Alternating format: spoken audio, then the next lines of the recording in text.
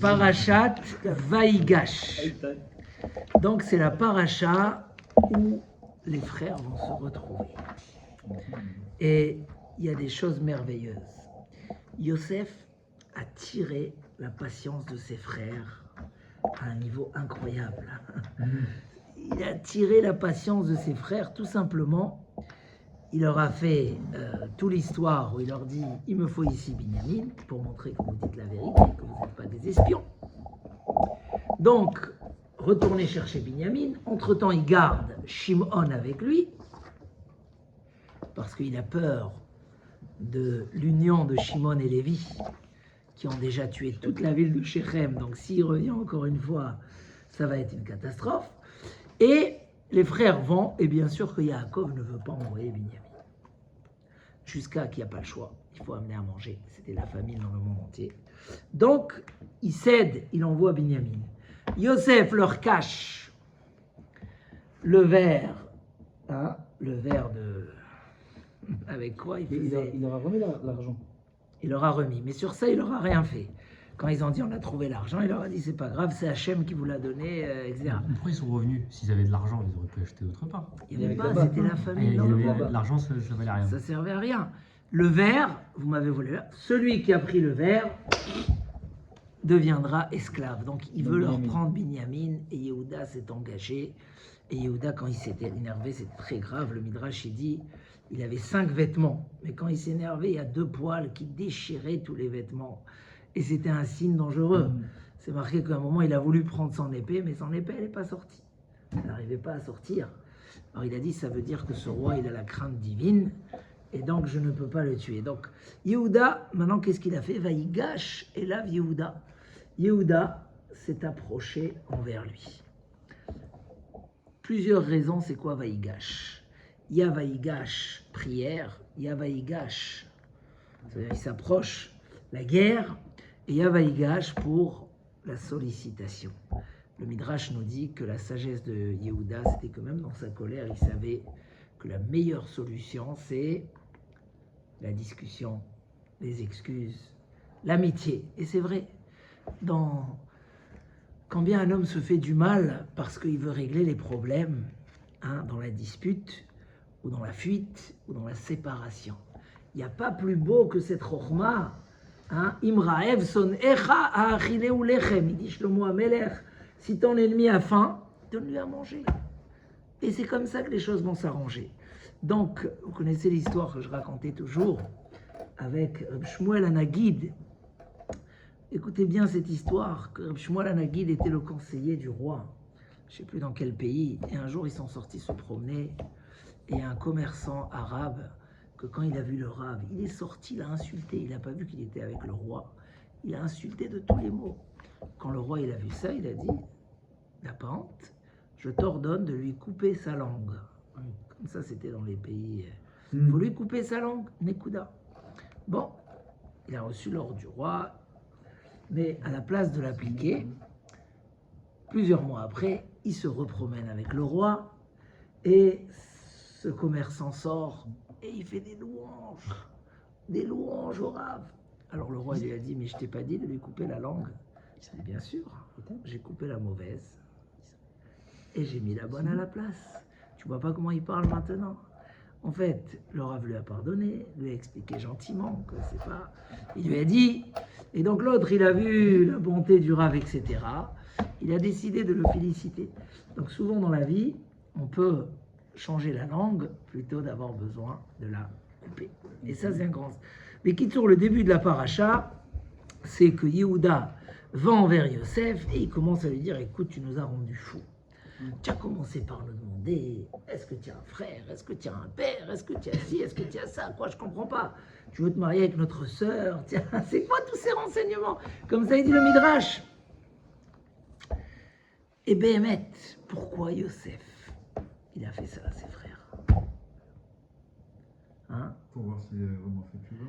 Quel intérêt, Yosef? Arrête, on va voir dans la suite de la paracha qu'il leur a tout pardonné. Il leur a dit même, c'est pas vous qui m'avez vendu, c'est Akadosh Baruch Hu, vous voyez pas, qui m'a envoyé.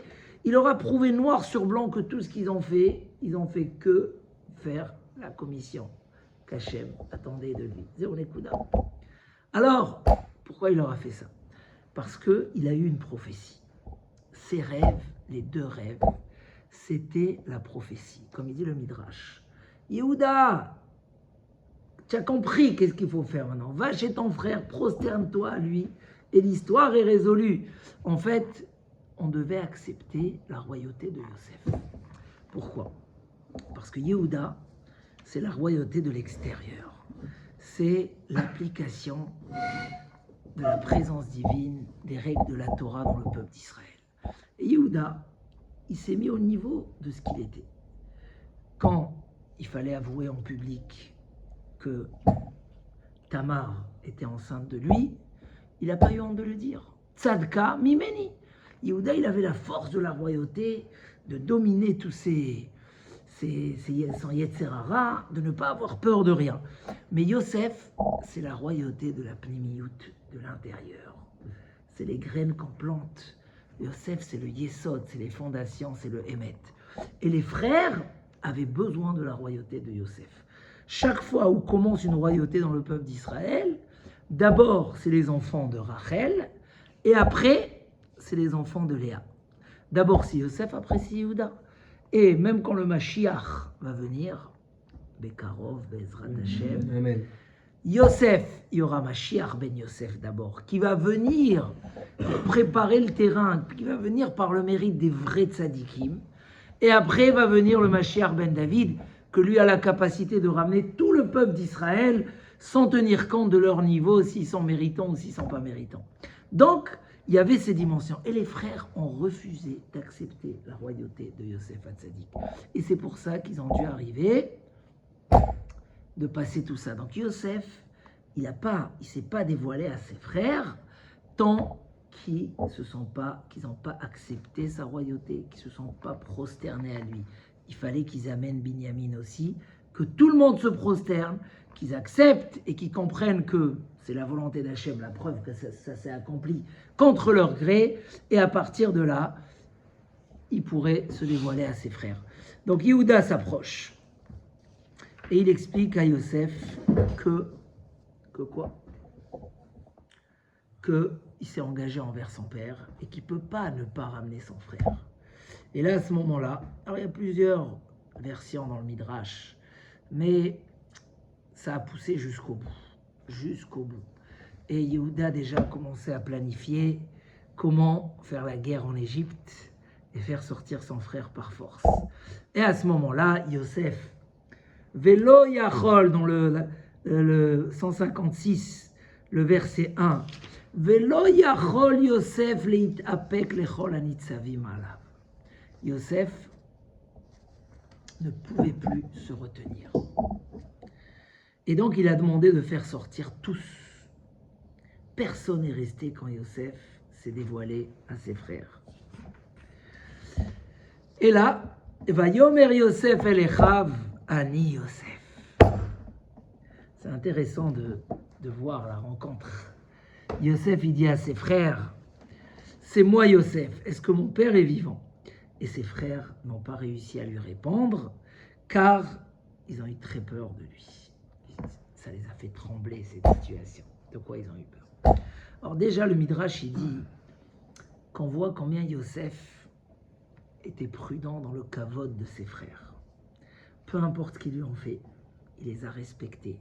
Le Midrash, il dit que Yosef, il a pris un danger terrible. Un danger terrible. Si ses frères avaient décidé de le tuer, personne n'aurait pu le sauver. Et il y a un Midrash qu'au moment où il lui a dit à Yosef, toute la machloket, la discussion qu'il y a eu entre Yosef et ses frères, elle s'est réveillée. Et ils ont décidé de le tuer. Il y a un Midrash comme ça. Et l'ange, il est venu et il les a dispersés dans la chambre. Pourquoi? Parce que malgré qu'ils sont partis le chercher en Égypte, au moment où ils ont vu que Yosef est devenu roi et que tous ses rêves ont été accomplis, alors qu'eux, ils ont refusé, ils l'ont vendu pour ça, parce qu'ils ont considéré que Yosef, il veut prendre une place qu'il n'a pas le droit et qu'il les met en danger. C'était ça tout le jugement qu'ils ont fait à ses frères. Dès qu'ils ont vu, il y a un Midrash comme ça, qu'à ce moment-là, ils ont regretté d'avoir décidé d'aller le chercher. Et ils ont dit, on est encore une fois en danger. Yosef, il nous a raconté ses rêves. Il veut être supérieur. Et du coup, il va savoir qu'est-ce qu'il va raconter à notre père.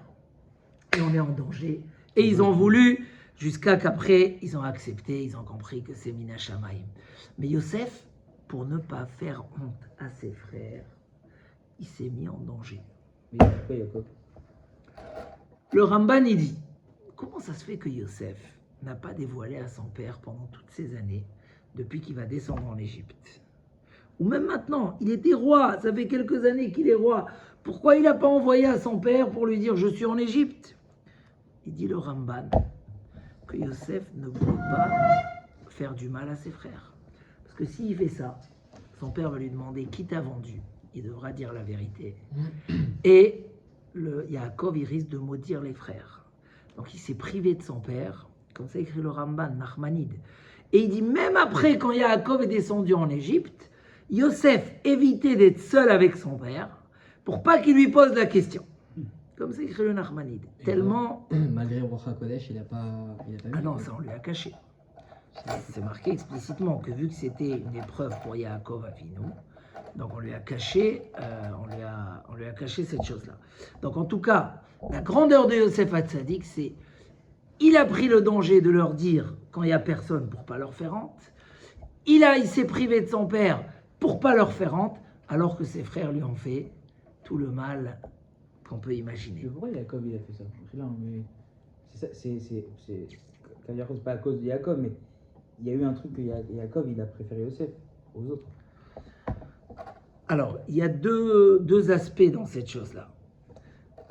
Un aspect où nos Chachamim reprochent à Yaakov d'avoir créé de la jalousie entre lui et ses frères. Et de là, la Gemara nous dit Léolam ali yeshane Adam ben Abanim. Un homme ne doit pas faire de différence entre les enfants. Parce qu'à cause de la kétonette passim, de cette tunique-là, Yosef est descendu en Égypte et on est descendu en Égypte. Ça veut dire que de là, nos Chachamim apprennent que faut faire attention de ne pas faire les différences.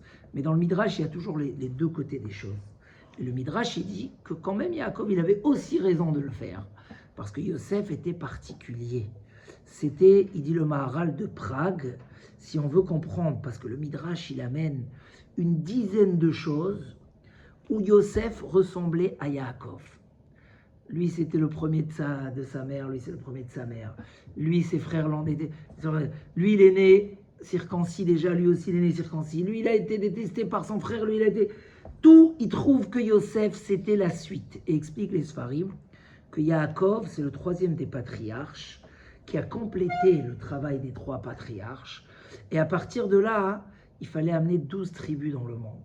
D'accord? Pour commencer à créer le peuple d'Israël dans ces 12 tribus. Donc ça commence par Avram, Yitzhak, Yaakov, nettoyage de tous les psolettes, les résidus de chacun, en ayant d'autres enfants qui ne sont pas... On arrive à Yaakov, c'est la perfection. Yaakov est arrivé au niveau de Adam à Rishon avant la faute. De Adam au Gan Eden, il arrive à la perfection. Il a maintenant 12 enfants, 12 tribus d'Israël, parce que le peuple doit être composé de 12 tribus, comme les 12 astres, comme les 12 ongles du monde, vont naître les 12 Shvatim. Mais Yosef, c'est comme le tronc de l'arbre, et les Shvatim, c'est comme les branches de l'arbre. C'est-à-dire que Yosef représente, Yosef il est comparé en même temps comme un père du peuple d'Israël et comme un fils des patriarches. Il a les deux statuts. Et pour ça, on va voir que des fois, Yosef, il est enlevé des 12 tribus, et qui c'est qui prend la place? Ephraim et Ménaché, ses enfants. Donc, il dit le Maharal, Yosef, c'est comme le tronc. Et Yosef représentait la flamme du feu qu'avait Yaakov Avinu. Yaakov, c'est le feu, Yosef, c'est la flamme. Parce que Yosef, il a réussi à garder la pureté, l'intériorité des choses dans toute leur pureté. Et c'est même marqué dans le Midrash, et je t'écoute tout de suite, Esav ne tombe jamais que dans les enfants de Rachel. C'est-à-dire que pour combattre Esav, on doit être parfait pour combattre Esav. Et donc dans chaque guerre où on devra combattre Esav, ça sera par les enfants, il faudra qu'il y ait la présence des enfants de Rachel, parce qu'ils représentent quelque chose de très puissant. j'ai entendu dire qu'en fait, les 12 tribus, ils avaient disparu. Enfin, on ne savait pas où ils étaient, c'est quelque chose comme ça. Nous, on descend de quelle tribu, du coup? Nous. Non. Il y a les 10 tribus qui ont été égarées Voilà, c'est ça. à travers le Sambation, d'accord? Mais c'est pas tous les 10 tribus. C'est une présence des 10 tribus qui a été égarée. Donc nous, on ne sait pas de quelle tribu. Ah, on vient d'une des 12. On vient des 12. Personne ne sait. Même les Cohen. Non, les Cohen savent de qui ils sont. Parce on compte sur la Chazaka. Et eux, ils descendent de la tribu de Lévi. Les Kohanim et les Lévi'im sont de la tribu de Lévi. Et le fait qu'ils sont Cohen, ils peuvent savoir qu'ils sont de cette tribu-là. Ok. C'est marqué dans la Gemara que celui qui a peur du Haïnara, du mauvais penchant, il faut qu'il dise « Je suis des enfants de Yosef Hatzadik » qui ne craignait, que l'œil ne pouvait pas le dominer. Mais peut-être qu'il n'est pas des enfants de Yosef, parce qu'on est tous appelés aussi sur le nom de Yosef. Le peuple d'Israël a été appelé Ephraïm, parce que Yosef représentait pas que sa tribu, mais il avait un statut aussi de patriarche par rapport au clan d'Israël. C'est sur ce débat-là que tournait la dispute entre Yosef et ses frères, où les frères, on devait accepter la royauté de Yosef, sa transmission de ses valeurs dans le clan d'Israël. Donc, Yosef se dévoile à ses frères, et ses frères Nivhalou. C'est quoi Nivhalou? Ils ont été choqués et bouleversés de sa présence. Pourquoi? Pourquoi ils ont eu cette crainte-là? Parce qu'ils pensaient qu'il allait se rebeller, enfin qu'il allait se venger. Non, c'était pas ça la peur. Ils savaient que tant qu'Yaakov est vivant, il n'allait pas leur faire rien du tout. Il n'allait rien faire. Mais en fait, le Midrash, il dit, à ce moment-là, ils ont reconnu leurs erreurs. Quand tu fais tout pour que une personne n'arrive pas à une destination et que finalement, tout ce que tu as fait, tu l'as vendu esclave, dans une terre perdue où il n'a aucune chance, mais aucune, c'est aucune. Quand ils sont partis en Égypte pour le chercher, ils sont partis le chercher dans les endroits où il y a les esclaves, où il y a les clochards, parce qu'il n'y avait aucune chance. Et de voir que finalement, le destin divin s'accomplit. Vous connaissez l'histoire avec Shlomo Amelech. Shlomo Amelech, on raconte qu'il avait une fille où il a vu dans l'astrologie qu'elle va se marier avec un mendiant, un clochard. Alors il a dit, je vais voir comment ça va s'accomplir cette xéra. Il a mis dans une île, gardé bien sûr, surveillé avec des soldats et tout ce qu'il fallait. Et il a dit, on verra comment les choses vont se dérouler. Et un jour, c'est raconté dans le Midrash, un jour il y a un homme qui n'a pas d'abri, qui avait un peu froid, il voulait dormir, il s'est promené, il a trouvé un cadavre d'animal, juste les os avec le machin. Il a dit, je vais rentrer dedans, je vais dormir dedans. Pour lui, c'est plus chaud que dehors. Il est rentré dedans, est arrivé un aigle, il a ramassé et il est parti dans l'île pour le manger. Il a vu une personne, il s'est sauvé. Maintenant, cet homme-là, il se réveille, il sort de son... il se promène, il se trouve tout seul dans une île. Et ben, au Hachem, il a trouvé là-bas sa Kala. Ils se sont mariés. Ils se sont mariés. Shlomo Amelech a dit, tu vois, on ne peut jamais se sauver du mazal. Donc, c'est un peu ce qui s'est passé. Les frères, ils ont réalisé. Et de là, le Midrash, il apprend combien un homme, comme on a étudié ce matin, qu'on le veuille ou pas, un homme a une neshama. Il a été envoyé en mission sur Terre. Et un jour, l'homme doit rendre des comptes. Doit rendre des comptes, d'accord? Et combien l'homme va être choqué de voir que des fois, il a fui la vérité. Il a fui, elle était devant lui. Et il a fui, alors que finalement, c'est revenu à ce qu'Hachem voulait, ce qu'attendait de lui. Donc, il dit le Midrash, si les frères, devant Yosef, ils ne savaient plus quoi dire, qu'est-ce qu'un homme va dire quand on va lui montrer toute l'histoire de sa vie? En fait, les frères, à ce moment-là, ils ont réalisé combien leur erreur était grande. Combien c'était une erreur de ne pas avoir accepté la place de Yosef, la royauté de Yosef, que finalement ils l'ont eu, et c'est eux-mêmes qui l'ont entraîné, parce que la volonté d'Hachem était là. En fait, dans la vie, il y a deux choses. Il y a ce que nous, on choisit de faire, et derrière ça, il y a le programme divin. Et nous, on n'est que des acteurs dans le programme divin, mais on a notre libre arbitre pour aller dans le sens ou aller contre. Comme il dit le Seforno. Vayehi Beshalach. Quand Paro il a envoyé le peuple, il a dit vaille. Il dit là-bas le Sforno, c'est comme ça avec Akadosh Baruch Hu et le destin de l'homme. Où l'homme, il veut le comprendre, il veut le voir, il le fait, il est content, il est gagnant, il est méritant. Où l'homme, il veut le fuir, il va le faire, mais par force, contre son gré, et il ne sera pas méritant. On a dit à Paro, envoie le peuple. C'est Dieu qui te le demande. Tu n'as pas voulu, vaille, oh là là, tu dis par force. Tu l'aurais fait de propre gré, tu serais arrivé. C'est un grand message dans la vie, et c'était le choc que les frères ont compris. Des fois dans la vie, on a des épreuves, hein, dans les bonnes choses. Vous avez parlé de mariage. Des fois, il faut faire des efforts. On a parlé d'enfants. Des fois, il faut faire des efforts. On a parlé de communauté. Des fois, il faut faire des efforts. Et des fois, un homme, il ne veut pas faire les efforts. Il les fuit. Mais au final, qu'est-ce qu'on lui dit? C'est ce que le Chafetz Chaim, il a répondu un jour à un responsable de communauté. Il lui a dit, c'est un midrash. Chaque homme a des... L'homme, il a été créé pour le labeur. Il y a un labeur dans la vie. Ou tu l'as dans les bonnes choses. Si tu l'as pas dans les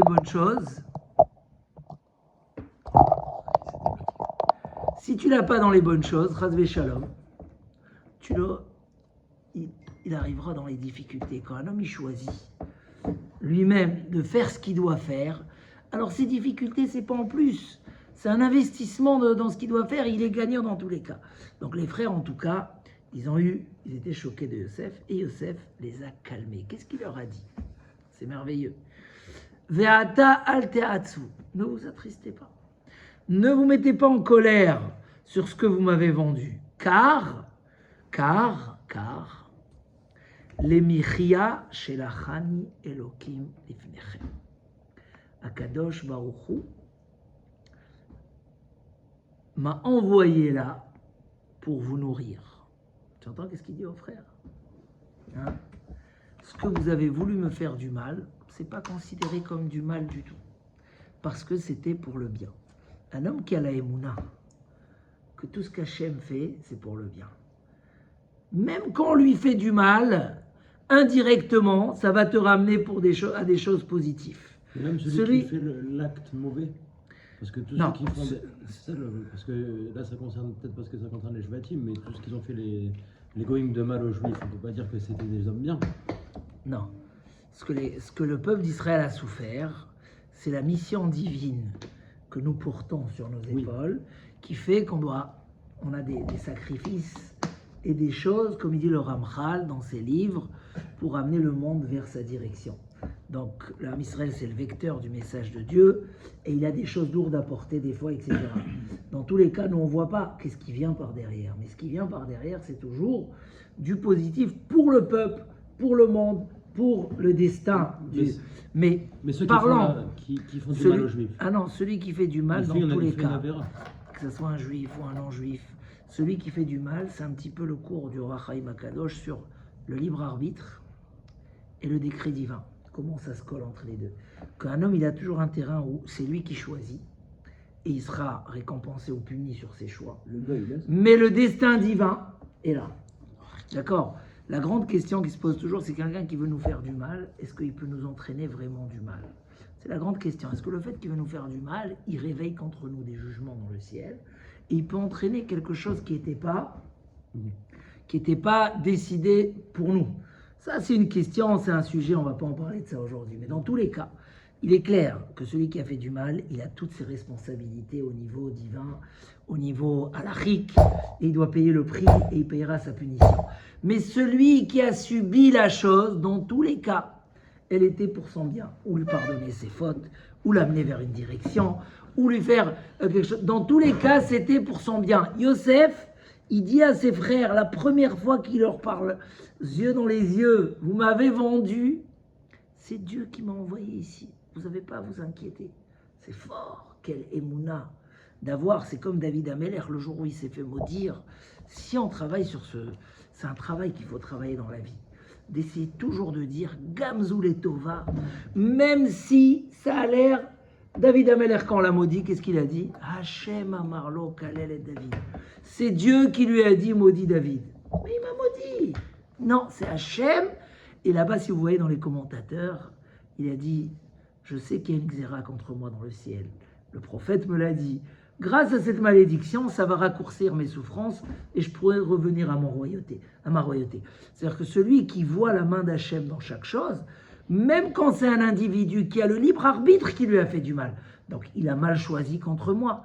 Mais vu que derrière ça, c'était la volonté divine pour m'amener vers quelque chose, automatiquement, j'accepte la volonté divine et je profite du bien qui doit m'arriver grâce à cette chose-là.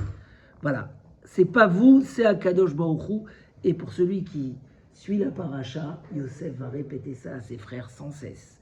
Chaque fois où ils ont peur qu'il va se venger, il leur dit, mais c'est pas vous. Qu'est-ce que vous voulez que je vous fasse? C'est Dieu. Donc je vais regarder maintenant que vous avez joué vous étiez acteur dans le jeu de... Ce que vous avez décidé, ça m'intéresse plus parce que je vois que derrière ça, il y avait des grands plans divins pour le monde entier. Et donc il leur dit, écoutez, maintenant, il y a 5 ans encore de famine. Alors, voilà, je suis là pour vous amener la vie. Alors on sait que quand Yaakov Avinu est descendu en Égypte, la famine va s'arrêter. Donc c'était prévu 7 ans d'abondance extraordinaire. Et Paro avait cherché la personne qui a cette sagesse de garder dans le moment de l'abondance pour les années de famine. Parce qu'un homme a du mal avec ça. Un homme, on ne cherche pas que les gens soient radins et qu'ils gardent. Mais c'est une sagesse de se projeter sur l'avenir et de savoir. Donc Yosef, il avait cette sagesse. 7 ans de ça va, 2 ans de famine. Hein, et vu que Yaakov descend en Égypte, quand le tzaddik qui vient, il y a toujours de la bracha. Et donc la famine s'est arrêtée. Ok, on continue sur la paracha. Maintenant, il leur dit, écoutez, c'est pas vous qui m'avez envoyé là. Beata, dans le verset 8. Lo atem shelartem otiena, c'est pas vous. Oubliez. C'est fort, comment on peut... C'est pas vous. C'est Akadosh Baruch Hu qui m'a envoyé ici. Allez-y rapidement et dites à mon père de descendre en Égypte parce qu'il y a la famine, vous n'avez pas le choix. C'est marqué dans le Midrash. Pourquoi Yosef a dû descendre en Égypte? Parce que, tu sais pourquoi il y a eu cette histoire, Samy, ou pas? Pourquoi Hachem a envoyé Yosef en Égypte? Pourquoi il y a eu toute cette histoire que Yosef a dû descendre et il était le machin? Pourquoi? Non. Chazak. Il y avait ce que Hachem il a dit à Abraham Avinu, tes enfants seront en exil pendant 400 ans. D'accord? Et avec ça, ils vont devenir un peuple, ils vont recevoir la Torah, etc., etc. Donc le peuple d'Israël a dû se faire en Égypte. Akadosh Baruch Hu, il a vu qu'Yaakov était tellement tzaddik. Il a dit, plutôt que de le faire descendre avec des menottes en Égypte, je vais le faire descendre comme un roi. La première chose, dans le Midrash Rabbah, vous pourrez voir, quand Yaakov, il a entendu la nouvelle que son fils était en Égypte, il a dit, ça y est, ma mission est faite. Ma mission est faite. Akadosh Baruch Hu, non, il a dit comme ça. J'ai fait une erreur de dire, voilà le lachon du Midrash, j'ai fait une erreur de dire que Hachem a arrêté de me surveiller. Nistera d'Arkim et Hachem. Nistera, il est arrivé une saison, on dirait qu'Hachem ne me surveille plus.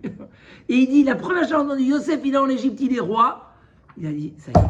Parce qu'en fait, Akadosh Baruch Hu, il a dit à Yaakov, moi, je suis en train de faire régner ton fils. Et toi, tu dis, Nistera d'Arkim et Hachem, que Hachem ne me surveille plus. C'est-à-dire, Hachem, il nous oriente, il nous guide. Des fois, un homme, il est dans un travail et son patron, il lui fait des problèmes, il lui change. Et à la fin, grâce à ça, il a trouvé un meilleur travail, il est devenu patron, etc. Il se dit, ah, mais finalement, heureusement qu'il m'avait renvoyé, sinon je serais resté toujours... C'est un exemple. Mais combien d'histoires l'homme comme ça, il a dans sa vie, où Akadosh Baruch Hu l'oriente?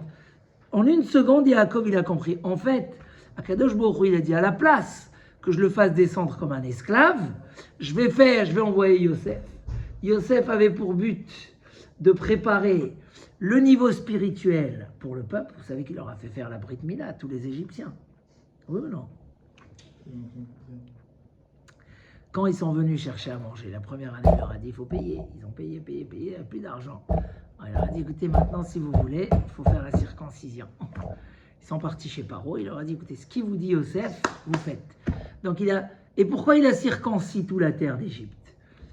D'après c'est pour enlever l'impureté. Parce qu'en Égypte, il y avait une impureté, la sorcellerie, les mœurs, les machins.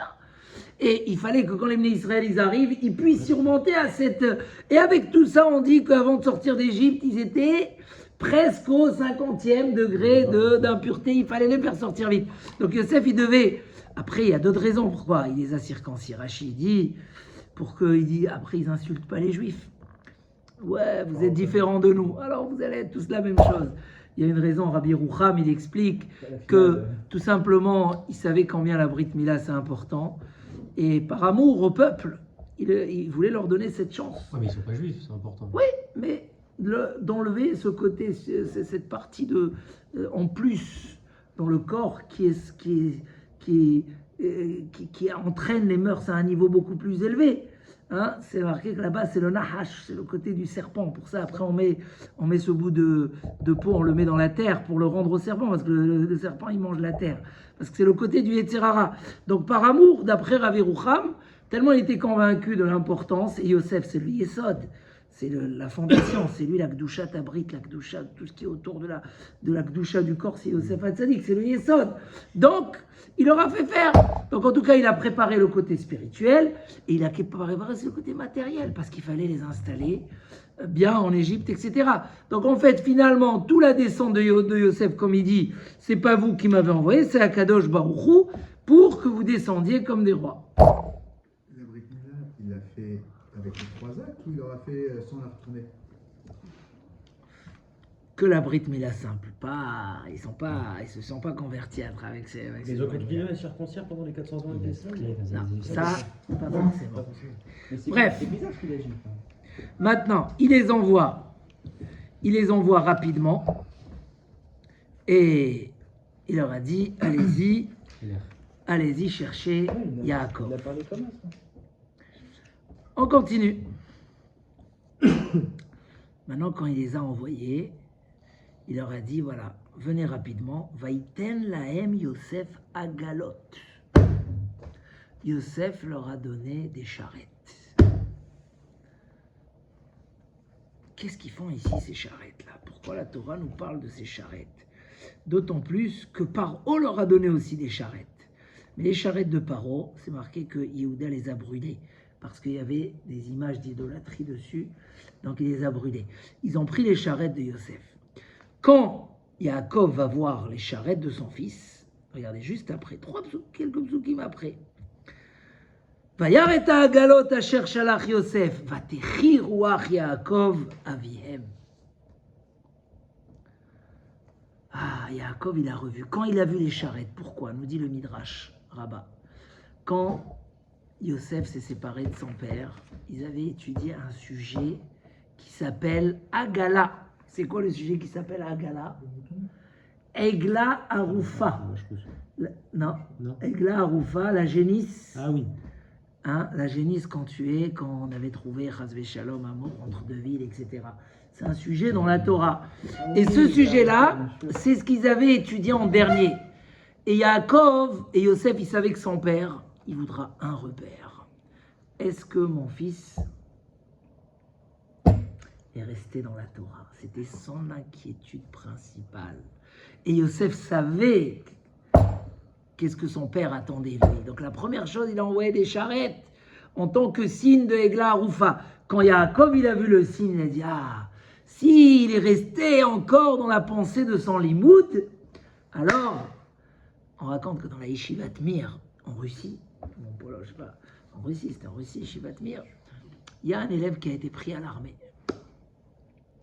Et c'était un Bachour Yeshiva très important. Et il doit faire maintenant 2 ans d'armée. Et comment faire? Il est parti chez le Rosh Yeshiva. Le Rosh Yeshiva, il lui a dit, regarde, ici à la Yeshiva, un Bachour qui travaille bien, on lui donne, je ne sais pas comment il est donné, des roubles par mois, une petite parnassa pour avoir de l'argent de poche. Ce que tu vas faire, chaque semaine, tu vas m'envoyer un ridouche sur la Gemara. Tu me fais, d'accord, et moi, je t'envoie ton petit salaire. Comme ça, on va continuer la yeshiva à l'armée. C'est une histoire. Et comme ça s'est passé tous les semaines. Il s'asseyait sur sa Gemara, il étudiait avec les Rishonim, etc. Il envoyait au Rav, là, peut-être c'était pas toutes les semaines, peut-être tous les mois, le Chidouche, et le Rav lui envoyait l'argent. Un jour, l'argent, elle n'arrive pas. Il renvoie une deuxième fois, juste la copie. L'argent, elle n'arrive pas. Alors il fait un courrier à son Rav, il dit, Rav, j'ai besoin de cet argent, pourquoi tu m'envoies plus? Il dit, j'ai vu le dernier ridouche que tu as fait, on sent que tu n'es pas dedans. Donc moi, non. Tu dois être dedans même quand tu es dans l'armée. Alors il s'est remis comme il fallait, mais c'est une notion de dire, même quand tu es parti. Et de là, c'est le sujet que je voulais un peu parler ce soir, c'est où l'homme se trouve dans sa tête. Quand Yosef, il dit à ses frères juste avant, allez-y chercher mon père, dans le verset 24, il leur dit Altir Gezou Baderech. C'est quoi Altir Gezou? Ne vous énervez pas dans la route. C'est quoi? Alors, il y a plusieurs explications dans Rashi. Une explication, ne vous disputez pas sur ce que vous m'avez vendu. Mon histoire, laissez-la de côté, c'est bon, j'ai rien contre vous. Mais une autre explication, n'étudiez pas des sujets trop profonds en halakha, parce que vous risquez de vous tromper de route. Je comprends pas. Ils ont trouvé une histoire de 22 ans qui se referme. Les rêves, la retrouvaille de Yosef, le bonheur de Yaakov qui pleurait pendant 22 ans. Il est roi, donc quoi mieux. La famine, elle est réglée, notre frère, il est roi. Vous avez encore la tête d'étudier dans la route. Yosef, il connaît très bien ses frères. Qu'ils vont continuer à étudier même dans la route. C'est pas fini. Quand Yaakov accepte de descendre en Égypte, il envoie qui en premier? Yehuda. Pourquoi?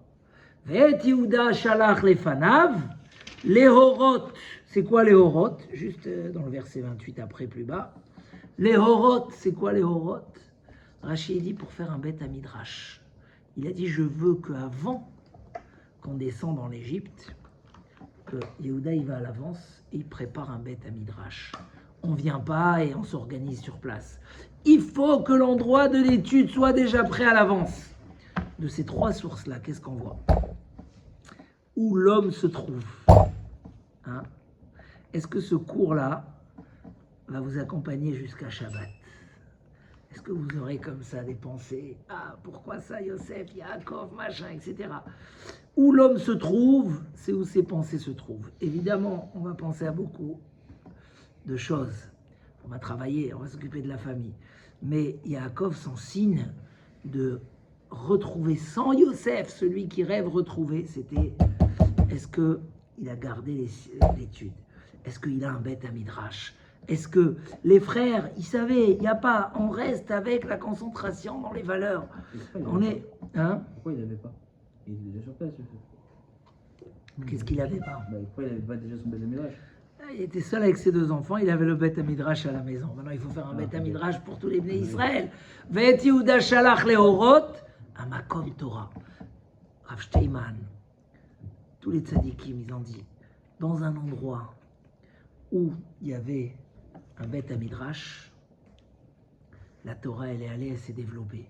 Tous les endroits où il n'y avait pas de Makom Torah, les communautés se sont réduites, il ne reste plus rien. Et tournez-vous, vous allez voir combien c'est vrai. Tout endroit où il y a un Makom Torah, le judaïsme, il va, le plus de juifs se rapprochent, etc. Tous les endroits où il n'y avait pas de Torah, le judaïsme s'est arrêté. Les vieux, ils sont partis de ce monde, les jeunes se sont éloignés et il ne reste plus rien. Parce que la vie du peuple, notre vie, notre éternité, c'est le limoud de la Torah, c'est les valeurs. Quand je dis un cours comme ça, une fois par semaine, les cours du Shabbat, tout ça, nous on dit bon, c'est un petit peu d'études. Non, c'est pas un petit peu d'études, c'est toute une transformation profonde où on est remis dans ça. Et un homme, il doit savoir c'est quoi l'importance. Partout où il va, chez soi à la maison, en voyage, tout le temps avoir son attachement aux valeurs de la Torah. C'est ce qui nous protège, c'est ce qui nous garde. Yosef, il n'a pas oublié le sujet d'étude avec quoi il s'était séparé de son père. Et pareil qu'il n'a pas oublié, pour lui, il sait que ça va être le repère pour son père, pour les valeurs de la vie. Son père, il a pas Donc, oublié non plus. hein, C'est-à-dire que Yaakov, il n'a pas oublié non plus. et c'est ce que j'ai dit, que rien qu'il a vu les Hagalotes, il a dit, ah ça y est, mon fils il est encore, je sais pas, il n'a pas encore eu l'histoire, mais il a dit, si, il est encore attaché à ça, c'est que ses valeurs sont en place, et c'est que, voilà, il va, et ça c'est un yesod mais autre chauve. Un homme, il sait que, voilà, garder son évolution, garder son niveau, progresser dans son niveau, c'est combien qu'on est attaché à l'étude, combien on est attaché à nos centres de Torah, c'est ce qui nous permet de continuer. Et là, donc, Yaakov craignait de descendre en Égypte, et Akadosh Baruch Hu l'a rassuré, il lui a dit, ne t'inquiète pas, tu peux aller. Et voilà, et donc là, on va citer tous les noms des enfants, les 70 enfants qui sont descendus en Égypte, et qui nous manquent. Yehuda, Vet Yehuda, Shalach lefanav lehorot. Qu'est-ce qu'on a dit, c'est quoi les horot? Horaa, c'est enseignement, pour préparer une maison d'enseignement en Égypte. Et à ce moment-là, Yosef va sortir accueillir son père. Et quand ils se rencontrent, qu'est-ce qui se passe? Vaïpol al tzavarav, il tombe sur les... et il pleure. Alors, qui a pleuré? Les deux. C'est Yosef. Vayomer Israël, hein? Mais Yosef, c'est Non, parce que Yosef. quand on a vu Binyamin et Yosef, les deux, ils disent qu'ils se sont mis à Tsavarav, mais là, Voilà. c'est Là, il n'y a pas- que, parce que Rashi dit que Yaakov n'a pas embrassé Yosef. Ah. Pourquoi? Parce qu'il était en train de lire le schéma. Et là aussi, c'est un grand sujet dans la paracha de cette semaine. Pourquoi il s'est réveillé à ce moment-là de lire le schéma? Alors, plusieurs explications. Hein? Pourquoi à ce moment-là, il s'est réveillé à lire le schéma? On peut dire que c'est arrivé lors du schéma, et il ne voulait pas rater sa mitzvah, même au prix de la rencontre de son fils. Mais les Sfarim ont plus tendance à expliquer que il a lu le schéma, parce que pour lui, c'était un grand moment d'amour à Kadosh Baruch Hu. Et il ne voulait pas que cet amour soit perdu et aille. Donc il a consacré ce moment tellement sacré pour l'amour d'Akadosh Baruch Hu. Le Chafetz Chaim, il a eu une très grande épreuve dans sa vie. Hein, il a perdu un de ses enfants qui était grand sadique et tout. Et il a dit, là, à ce moment-là, il a expliqué que l'amour qu'il donnait à son fils, maintenant il va le rajouter dans l'amour qu'il a envers Akadosh Baruch Hu. C'est un niveau qu'on ne peut pas, hein, on n'imagine pas. Mais en tout cas, voilà, à ce moment-là, il a lu le schéma. Bref, on arrive à la fin de la paracha. Yosef, Paro, il dit à Yosef, qu'est-ce que tes frères savent faire? Hein? Qu'est-ce que tes frères savent faire? J'ai triché, ils sont devrés. Et est-ce que Yosef voulait vraiment que ses frères soient pris par Paro? La réponse c'est non. Donc comme a expliqué Rashi, il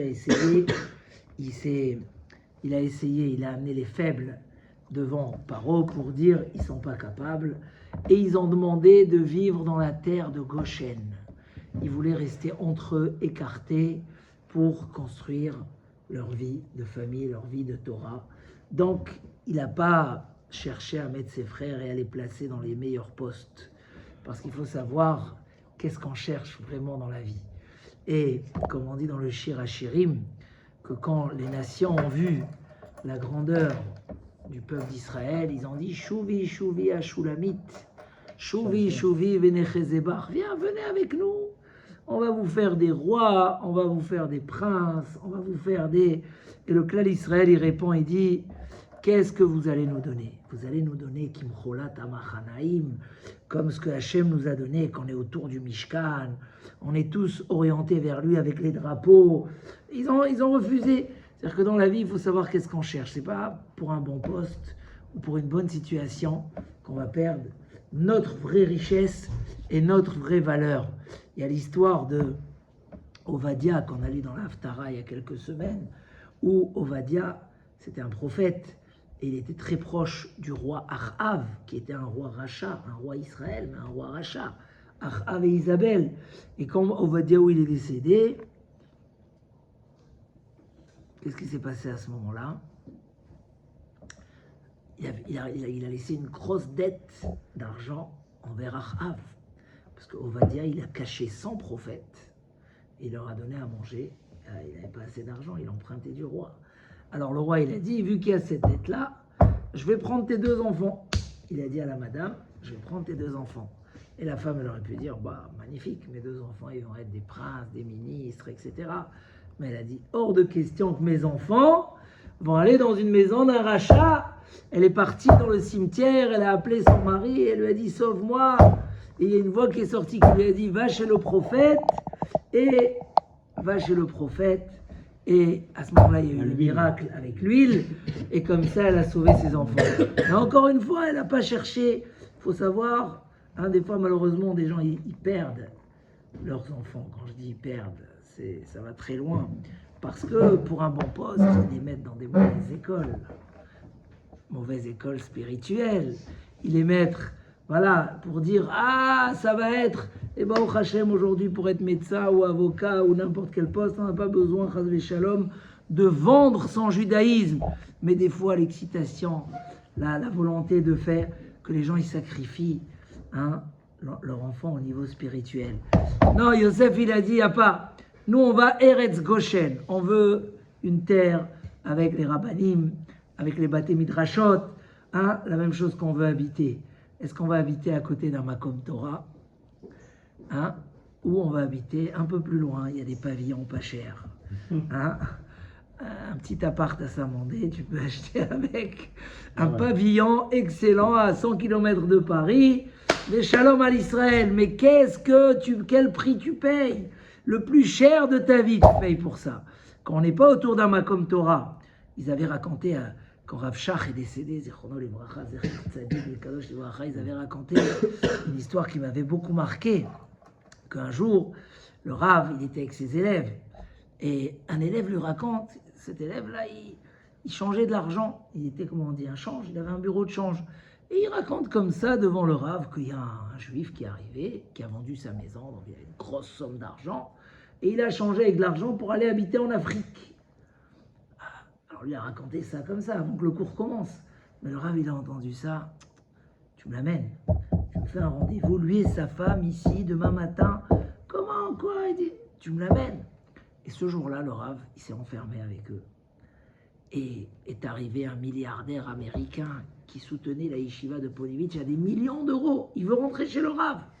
Non, le Rav, il a dit, tant qu'il n'a pas ouvert la porte, personne qui rentre. Il dit, mais c'est bizarre, il veut partir. Il voit un grand Admour qui a des milliers de chassidim en Israël. Il vient, il tape à la porte, on lui dit, non, le Rav, il a dit. Donc les deux, ils ont dit, on va attendre avec curiosité, voir qu'est-ce qu'il y a. On refuse de nous accepter, c'est pas rien. Et qui il voit sortir un monsieur avec un, comment on dit? Non, des bardeurs, et une femme, pas comme, elle doit rentrer chez un Rav. Et il dit, mais attends, c'est bizarre, il rentre chez le Rav et dit, c'est quoi? Il dit, ben c'est très simple, j'ai entendu qu'il va habiter en Afrique. Je peux pas laisser un juif perdre ces générations. Je les ai fait venir, je leur ai expliqué que quand on n'habite pas dans un Makom Torah, qu'on n'est pas entouré de rabbanim, qu'on n'est pas proche, alors les enfants ils vont ailleurs et vous n'aurez plus d'enfants, c'est fini. Vous voulez perdre. Et ils ont compris, et ils ont promis qu'ils récupèrent l'argent, ils rachètent la maison, ils restent en Eretz Israël à côté de leur. Mais ça, c'est ce qu'on apprend ici, c'est que malgré les postes qu'ils auraient pu avoir chez Paro et l'importance, ils ont dit non, on veut rester proche de Yaakov Avinu, excentré, Eretz Goshen, on veut notre terre, on veut notre endroit, etc. Voilà, je vais vous laisser à la fin de ce shiur avec une petite question, comme ça vous allez réfléchir. C'est marqué que avant que Yosef les renvoie et il leur dit vous allez, il a envoyé à son père 10 ânes chargés de toutes les bonnes choses égyptiennes. Rachid dit ce que les vieux ils aiment, etc. Je crois pas qu'il y avait de la dame route, mais C'est pas qu'il est vieux. Et là c'est marqué les Koulam Nathan Khalifot Smalot. Il a donné des habits à ses frères, ou les Binyamin, mais à son frère Binyamin, il lui a donné Shlosh Meot Kesef, 300 pièces d'argent, et 5 costumes. Yosef, il sait très bien pourquoi il est arrivé en Égypte. Mais Binyamin, il n'était pas né quand Youssef il a été jeté dans le puits par ses frères. Il n'a pas participé, mais il était déjà était- né, Ah, il puisque était- Rachel est morte. Ah oui, c'est vrai. Rachel, elle est morte en rentrant en Eretz Israël. Donc, il a vu que la jalousie entre les frères, elle a fait du mal. Hein, on a dit que l'homme ne doit pas faire de différence Là, il entre fait ses enfants. Et il fait une différence, alors qu'ils ont encore la route devant eux. Comment c'est possible? C'est une question très intéressante, tous les méfarchim en parlent. Je vous laisse la question. Comment ça se fait qu'il a fait une différence entre les frères et il a donné à Binyamin plus que ce qu'il leur a donné? Est-ce que faire de la jalousie ou pas? Il avait posé la question il y a un an.